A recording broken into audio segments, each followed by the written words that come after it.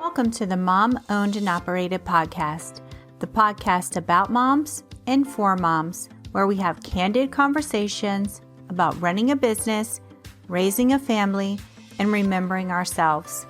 I'm your host, Rita Suzanne, a single mom of four, digital strategist, and provider of no-nonsense business strategies and tactics.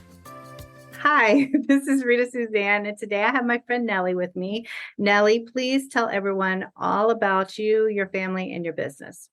Oh my goodness, where do I even begin? Well, thank you so much for having me on the show, Rita.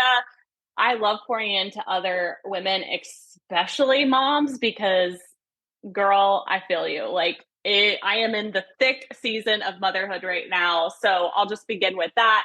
I've got a feisty 5-year-old daughter. I do not want to change her sassiness. I think it is a beautiful quality. It's just challenging at times.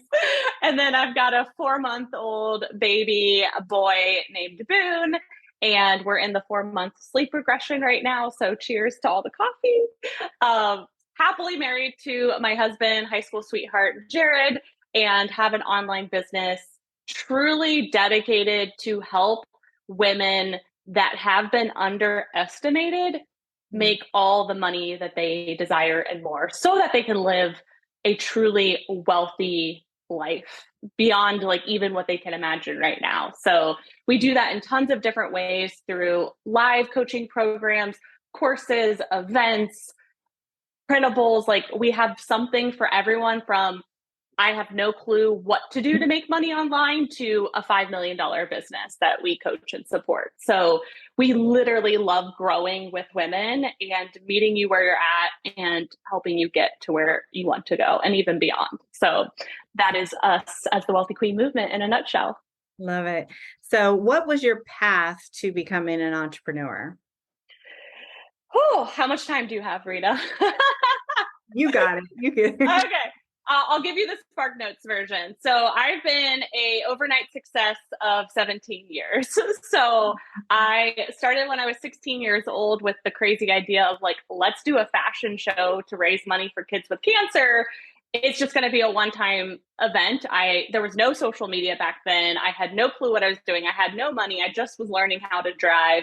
My friends thought I was crazy. We raised a little over $3,000 that night, which to a 16-year-old, I was like, this is the coolest thing ever. And I remember taking that money to Nationwide Children's Hospital, being so proud and so filled with joy that before then, I didn't know where I fit in. I didn't know where I fit into school. So I tried out for the cheerleading team, didn't make it. I tried out for the tennis team, didn't make it. I've gone through body challenges. I just have always felt out of place. And starting that organization and really just the fundraising of it for the first event, I finally felt like I found my place. And I couldn't stop. I was just like, how could you stop? Kids have cancer, and if there's something I can do to help, then I want to do that. So I grew that for 10 years, and it was truly a labor of love. And then when we started deciding, hey, we want to settle down, we want to have a family, I knew that line of work was not going to align, one, with my family schedule, because it's like you're a doctor on call. You're working nights and weekends, and you're fundraising, and you're doing all the things, and it's very intense. And equally, from a financial aspect, you don't go into nonprofit to become wealthy. Hopefully not. So I knew I had to make some transitions, but I didn't want the organization to go away, because I truly love our mission, believe in our mission. So I really had to make that exit strategy. And it took about 1.5 years. I got pregnant with Emma in that process. And then I was like, I have no idea what I'm going to do, but I want to do something. And I want it to be for women. And so since she was born, she's now 5, I've just been really listening to my market. What do you want? And how can I support you? And I've just grown with my audience through that. And it's just cool, because the goal was never to make millions of dollars. That's been great. But the goal was always, how can I support you and believe in you and give you what you need and give you a safe space? And it's just been so fun. Obviously, there's been challenges too, but so rewarding. And I just love that I can make my own schedule. That was the biggest thing for me, is just like the time freedom to be the mom and the wife that I want to be. Plus making a difference at the same time, right? Absolutely. Yeah. And like, so it's like the best of both worlds, because like I've always been that heart-centered leader, but then there were a lot of money blocks. Like there were, so many tough years of growing the organization that I was putting myself through college, working 3 jobs, charging groceries, living in an apartment that didn't really, like, I couldn't really afford. And so there was a lot of worthiness stories of like, this is what it means to be successful. I gained tons of weight during that process. And so it was a beautiful transition to entrepreneurship, because it really started as a personal growth journey.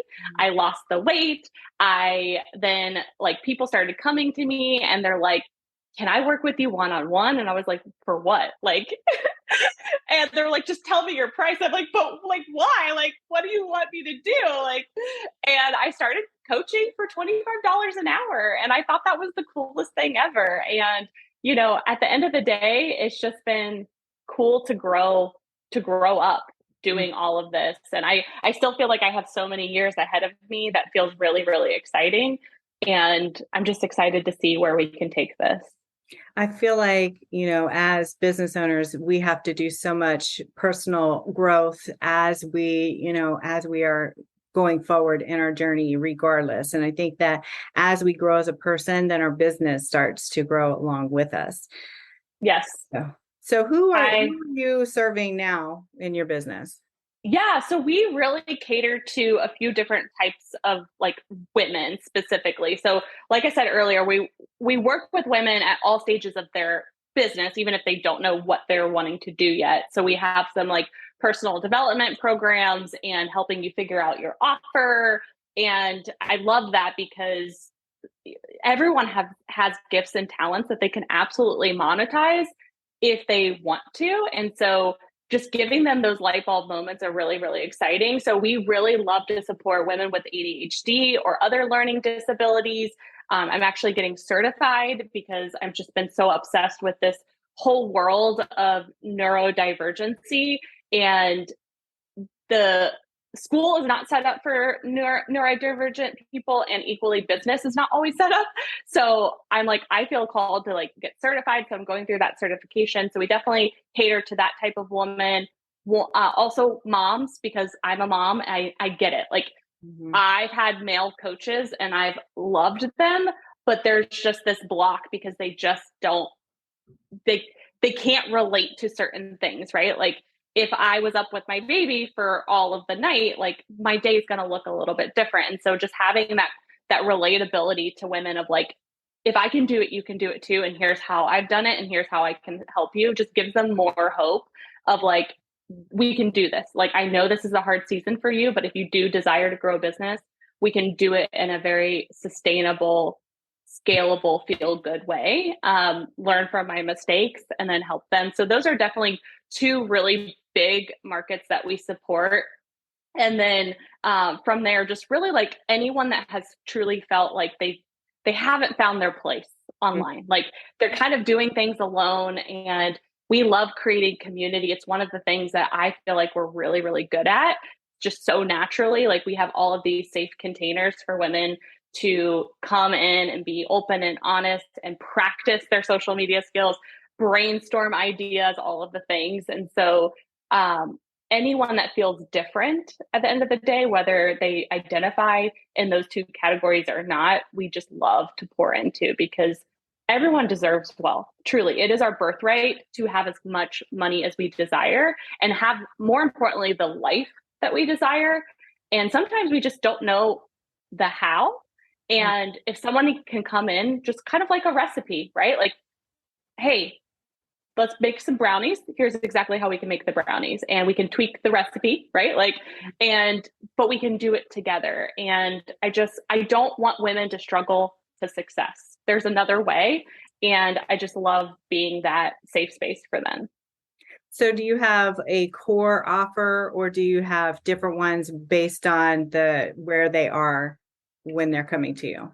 Yeah. So our core offer is what we call our inner circle mastermind. It's a year commitment. And I love being in that container. It is where I spend the most of my time, because those people are committing to long-term mentorship, and they are all they are at all different levels of their business, but the one commonality is they want to grow and they don't want to do it alone. And like witnessing, it's our longest standing program, witnessing their quantum leaps, their breakthroughs that they have, it's just beautiful. Like we've had so much success in that program, and equally we have other offers, memberships. We're constantly creating new things and listening to our market, but really like where we spend the most time is in that mastermind, and then everything is more like Netflix style, if you will. Like you can buy it, you can watch it, you can consume it, and it's all basically self-led at that point, which is still great. Like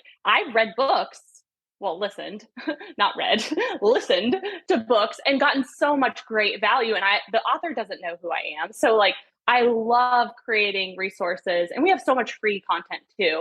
But I love creating resources for women, just because that one little like nugget of information can spark a whole offer for them, a whole like epiphany for them. So I don't want women to discount, like I'm not ready for long-term mentorship. I'm not just there yet, whether it be financially, emotionally, any of those things. We offer scholarships for different programs, so we're really wanting to change and transform really the online space and just be so different and be able to really like close the gap for women from a financial aspect, because even still to this day, women are under earning, but overworking, and corporate's not doing much about that. And so a lot of women are getting really curious of like, what could I do on my own? And so I have so many visions for where we take this movement to really make a mark and a big splash on this online space, more than I'm seeing anyone else do. And I feel like it's what we're meant to do. Like no one else is not doing anything wrong. It's just like, this is our place.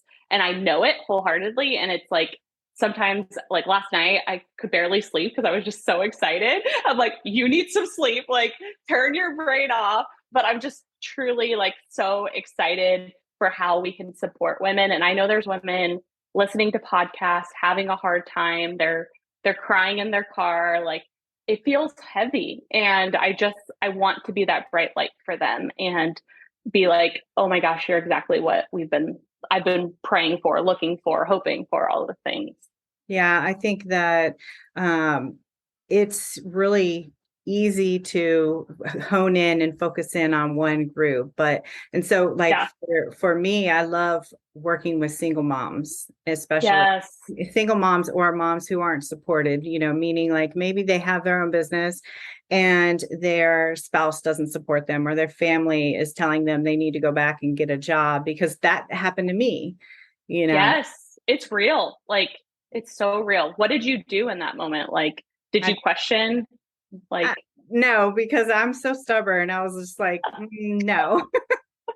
You're like, nope, not gonna do it. I'm staying. I'm gonna continue to be an entrepreneur. Like, and that's like a lot of other people's limiting beliefs, right? Their money stories, their money blocks, and like sometimes I think a lot of times it's very innocent, but like people don't know that can really cause a woman to like start questioning herself and playing small. And like, good thing that you are stubborn. And I think stubborn has a bad connotation to it. Good. I think it's strong. It's determined, right? You're determined. Absolutely. Yes.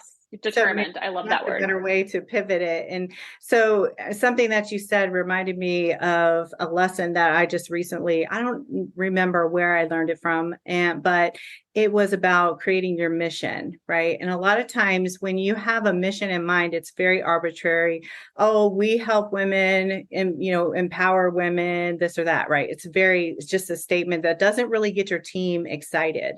And something that it made me think about was like, well, what if your mission was actually something more tangible?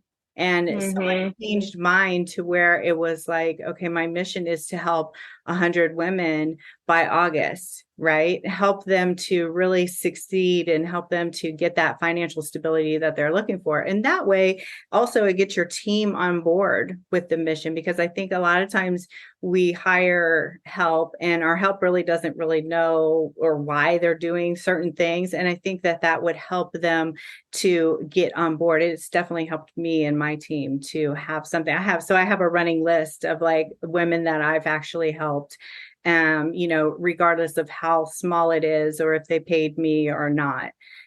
So I think that that's something important that we all should keep in mind. Like you said, if somebody's listening to a podcast and they want to take away with something, maybe take that little nugget or something that Nellie is saying and, use that to help you continue being stubborn and moving. Yes. Yeah. Well, and one of the trickiest parts of being a content creator and doing business online is you have a lot of lurkers. You're not going to always get the instant validation, the feedback that you're making a difference. And that can be the biggest mindfuck ever, because you are like, am I making a difference? Is it good enough? Like, there's so many stories that we can start to create of like, when we can really detach from that, like, and that takes practice and I work at it every day, but like just knowing in your heart that whoever is meant to listen to this podcast will listen to it, and they'll listen to it at the exact right time that they need to listen to it. And it's not our job to seek that validation. It's not our job to like, pressure somebody into a sale. Our job is to go out and make a difference and know that it will come back to us in all different ways. And it may not be that direct person either, right? Like, so I just, from like all of my years of nonprofit work, like our impact goes beyond I even know, like, because some families have, like cancer families, it's a very dark time. So like, they're not always going to give that feedback because we don't ask that of them. And so, I'm sure there's so many single moms that you have blessed their life that you may not even know. So I bet you're already at your 100, like truly, like, but I love the specificity. That's a very big word for me. I love that the goal is just so direct, because from like a woo side, very specific goals really help you go towards a direction of like, okay, how could we support 100 women? What would that look like? So I love that. And I agree with that so much. I feel like a lot of entrepreneurs don't really set goals that are attainable, really, which is good. You're constantly striving for something, but a lot of them, their goals, they're not even in front of them. They set them and then they turn the page and they don't even look at them anymore. Yes. I love, like, our team thrives on good, better, best goals. So not just with launches, but anything that we're doing, like even getting like results for clients, like what would be like, what would be a good benchmark that we could hit, like you would be like really excited about, and then like what would be the better one, and then the best, like, holy shit, I can't believe this happened. And like, I love that, because from like an ADHD standpoint, we tend to have like all or nothing mindset. So if I only focus on the big audacious goals, they'll stretch me and grow me, but then it can really create some negative stories in my head of like, oh, we're not at our goal yet, I suck, right? Like, and you're missing the beauty of like everyone that has said yes, or everyone that has been getting results. And it's like really just like focusing on the growth as you go can just be so powerful. I agree. So why do you think your clients like working with you? Well, I get the feedback, so I'll just use their words. She has a lot of energy. She's fun to be around. She gives me I've gotten this feedback a lot. You give me direct, custom feedback. I think we are very hands-on, especially in our bigger programs, like the Inner Circle, most specifically. I'm deep in their business. Like, they get one-on-one Telegram access to me, and they can literally hit me up anytime for any reason. And they're so respectful of that. And I have boundaries around that too. But like, if they have a thought or idea or a question, it has been a game changer for results for our clients, and really has not taken a ton of my energy. That was one shift that we made a while ago.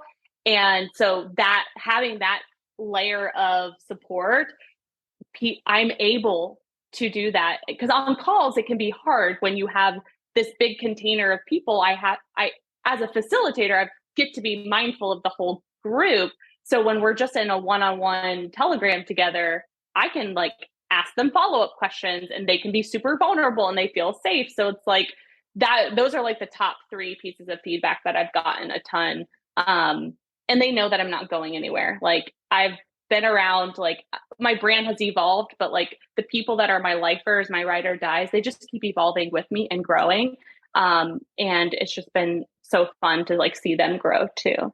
Yeah, I think that's more important. And I think that now in our industry, we are seeing a lot more of that one-to-one custom support versus Yes. like for me, I have Telegram, but I use Voxer in the same way. Yeah. So that Yeah. they can always reach out to me anytime, but I can still take my time and get back to them when I can. Yeah. It's one of my predictions of this online space, more specifically coaching.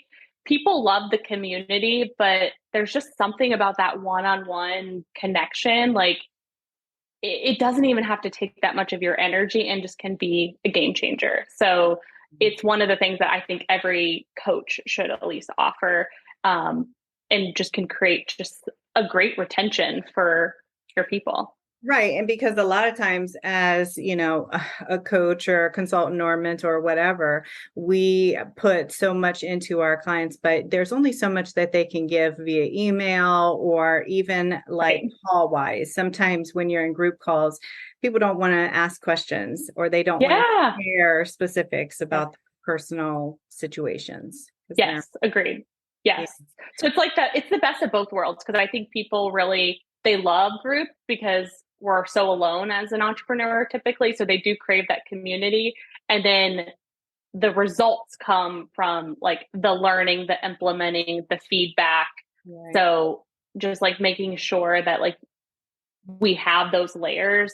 And obviously we want to be mindful of like the price point too. So like in a lower ticket offer, I have a Q&A form that they fill out and then I go live once a week. And that feels really good for the energy exchange in that program. So they still have a little bit of access at the price point, and then it helps, you know, motivate them to be like, okay, now I want more. And that's been exciting too, to see them feel empowered that they're ready and craving the next step, and we are ready for them when they are. Perfect. So what is your favorite thing about what you do? Oh my gosh, I only can pick one. I love teaching, whether it's free, paid. You can be literally on a live and never spend $1 with me, and I will give you just as much as I can to somebody that's spending thousands and thousands of dollars. So I just love the teaching aspect and just truly helping women see and own their power, because they already have it inside of them. Like I'm not doing anything special, and I mean that in the best way possible. My job is to create the safe container for you to literally look in the mirror and be like, I'm a fucking badass. Like I get to raise my prices. I get to, you know, dress the way I want to dress. Like we do so much more than just business here. And I love just witnessing. Selfishly, I love witnessing everyone's transformations, big and small. And it's just so fun. Like I live vicariously through everyone that we work with. Yeah, I think that, you know, confidence and then getting over that imposter syndrome and all of these other things is so important. And it can be so hard for us, especially So hard. Um, like you said, not getting that validation when you're doing things online and people aren't replying and, you know, it's really hard. Like for me personally, like switching from being a service provider to teaching and now being more productized, it is a huge difference, but it has also opened up so much space for me that I needed in a lot of different ways, and ways that I'm able to focus more on my marketing than I ever was before. So, and like, that's a huge investment. Like you can never, in my opinion, do too much marketing. Like, because marketing is always shifting and changing people's needs, how they are consuming content. So like that could be the most challenging part about marketing is like, we can never do enough, which can just, again, be like, like it never ends. But like, it is like how you position it of like, okay, what's the most important marketing pieces that I can double down on? And then when I do have more time like you, then I'm going to add in the more wish list items, the longer term marketing strategies. So it's just like really like fascinating to me to really look at marketing in a different lens and look at business and as a whole, because imposter syndrome is going to be there every new level. Mm-hmm. Like I remember when I was terrified to invest $100 in a coach, like, and now I've done 50,000. Like, so, and I'm like, oh, we've got this. Like, we can do this. And so it's like but like, I wasn't ready for that moment 5 years ago. So it's like, just acknowledging that like, this is such a journey and you're growing. And like how we talked about earlier, like it's such a personal growth journey. And I love the quote, like your business cannot outgrow you. So the more you prioritize your personal growth, your healing, your self-care, like it sounds so cliche, but it legitimately is the holy grail to building a super juicy, sustainable, scalable business that you actually love. Like you can still build a big business and be burnt out and make a ton of money, but like that's why I think so many moms especially avoid it, because they think that that's the only way. And because they see all of these very masculine public figures and it's different for them. And so I just love showcasing. That's my most, like, I promised myself when Emma was a baby, because it, like, I've had postpartum anxiety and depression both times. And it looks different for each child. It looks different for each person, every mom. And I've just been like more open about it this time and sharing with my team, my clients, the world as much as I feel called to. And like, I think women think that in order to like have wealth, they need to sacrifice their self-care, their family, their values, their morals, like, and there's just a different way. And I promised myself when Emma was little, like, I'm going to show as much as I can in real time and be super transparent, real, raw, whatever that looks like. And I think that's what my audience loves the most. I think like I'm just showing up as me. Like statistically, I should not have the level of business that I do based on all the stats. So like it has to be because of just truly like that connection piece for me. And like, you don't need big numbers to build a beautiful big business. So like from a marketing standpoint, like don't chase, going viral. Don't chase, I have to spend, $50,000 on ads or any of those things. Like you can do this in a way that like meets your needs and continues to grow with you. And I just think that's important to have that conversation more and more. Yeah. So last question is, are you reading or listening to anything currently that you want to, or that you could share? Yeah, this is such a good call out. So I am a closet nerd, maybe not so much closet, but I typically do enjoy Audible. However, I'm investing in a few big coaches right now. And so I get a lot of access to their trainings. And so I've just made the shift of like, I'm investing in these coaches. I want to consume everything I possibly can. So I'm listening to their podcast. I have their course on auto, like replay, like just, even if I'm not fully paying attention, I know it's getting in my subconscious. And so that was just a shift that I made this year of like, I love Audible. I still add like books that I want to read and listen to on there, but I feel so connected to these two coaches that I just want to consume everything because they have the business that I want to have and the lifestyle that, like the next level lifestyle that I desire. And so I'm like, the more I can hang out with them, right? Like you're the sum of the people that you spend the most time with. So if I have them in both of my ears all day long, then it's game over. Like it's going to be so good. So I just feel that like connection to them, even if we're not physically on a Zoom or talking. So it's making everything everything else so much sweeter. And that's like my advice to anyone that's investing in coaching. It blows my mind when people invest and then they like just don't show up. And I'm just like, you're spending your precious money. Like, you also get to be self-led. Like, and everyone has a different experience and they want different things from different containers. But like, I just encourage people that are investing, like, as much as you can in the way that it feels good to you, just like cannonball in, because even if you can soak up 25% of that person's knowledge, like, you are going to fast track your way to success. Like, seriously, it's mind blowing to me in the best way possible. Love it. Well, thank you so much for being on. It's been such a pleasure chatting with you again. Always. And for just all the moms out there, just keep going. I see you. I feel you so much. Like, you've got this. You can do it. You truly can. And where can they find you online? Yeah, so we always send everyone to thewealthyqueenmovement.com. That has free resources on there, all of our social. So it's just like a really easy home base for everything, so people can choose their own adventure of how they want to hang out with us. Oh, I love that. All right. Thanks again, Nellie. Absolutely, Rita. And there you have it. I want to encourage you to remember that being a mom who runs her own business is not easy. We all struggle, but just keep moving forward and don't forget to make time for yourself. As moms, we are usually the first thing to go to the bottom of the list. If your business is overwhelming you and you need real solutions, not just some sugar-coated suggestions, apply to work with me at ritasuzanne.com/apply.